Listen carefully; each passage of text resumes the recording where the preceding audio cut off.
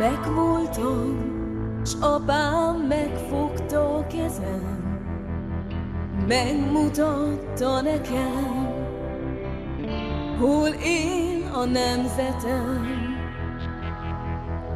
Mutatta az erdőt, a zöldellő réteket, ahol szebb jövő vár rám, és boldogan élhetek. Mutatta az Alföldet, a Duna Tisza közé, a Jászságot, a Bakolyt, a 64 vármegyét. Mutatta az utat a nádasok között, ahová hős őseim lelkek költözött.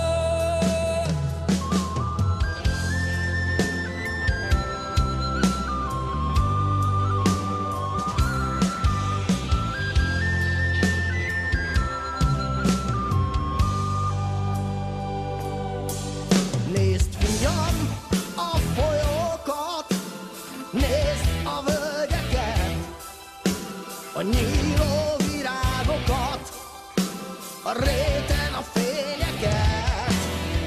Ez mind a tiéd, fiam, ó, és vigyázz rá!